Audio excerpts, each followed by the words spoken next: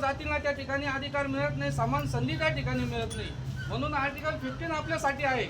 Article 16 आपल्याला काय सांगतं? आर्टिकल 16 कलम 16 आपल्याला सांगतं की जे सरकारी सेवा आहे, त्या सरकारी सेवेमध्ये समान न्याय सर्वांना मिळाला पाहिजे, सर्व जातींना तिथं अधिकार मिळाला पाहिजे।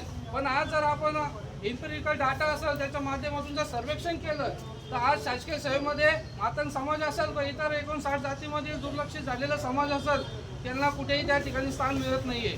म्हणून आज या सर्व आर्टिकल 15 असेल, 14 असेल, 16 असेल याच्या आधारावरती आर्टिकल 46 हे स्पष्ट निर्देश देतं राज्य शासनाला की या सर्व जे दुर्लक्षित झालेलं आहे, शिक्षणापासून वंचित राहिलेलं आहे, आर्थिकदृष्ट्या सक्षम नाहीये, सरकारी सेवेत नाहीये, या सर्वांना मुख्य प्रवाहात आणण्याचं काम हे राज्य शासनाने केलं पाहिजे।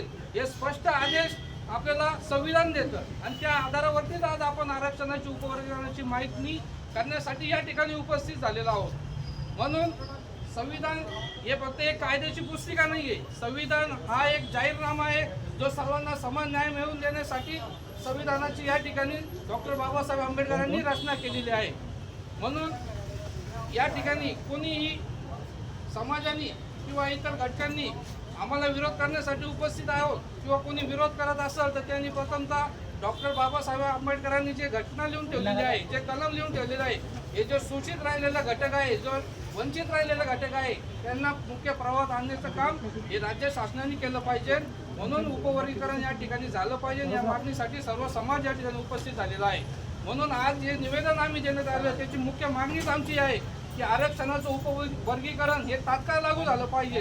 त्यानंतर दुसरी जी मागणी आमची आहे की आज महाराष्ट्रामध्ये राज्यामध्ये जी मेगा भरती सुरू झालेली आहे, जी सरकारी नोकऱ्याची भरती सुरू होणार आहे तर ती तात्काळ थांबवण्यात यावी। जोपर्यंत आरक्षण उपवर्गीकरण होत नाही तोपर्यंत कोणत्याही प्रकारची भरती घेण्यात येऊ नये।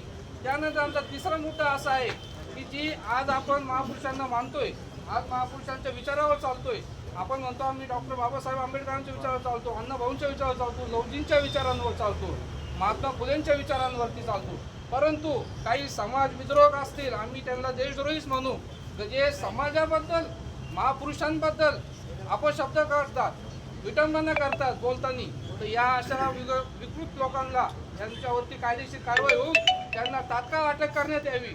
त्यामध्ये काही कपिल सरोजा असेल, कोणी राजू थाटे असतील, यांना तात्काळ शासनाने कारवाई करावी, यांना तात्काळ अटक करण्यात यावी। ही शासनाने प्रथमतः आमची मागणी मान्य करून घ्यावी। इतर बोलून मी 2 शब्द थांबवतो। धन्यवाद अनिलराव। यानंतर मी विनंती करेल आपल्या कुठल्याही जातीच्या, कुठल्याही राजकीय नेत्यांचा व कुठल्या सामाजिक वेगवेगळ्या विविध घटकांचा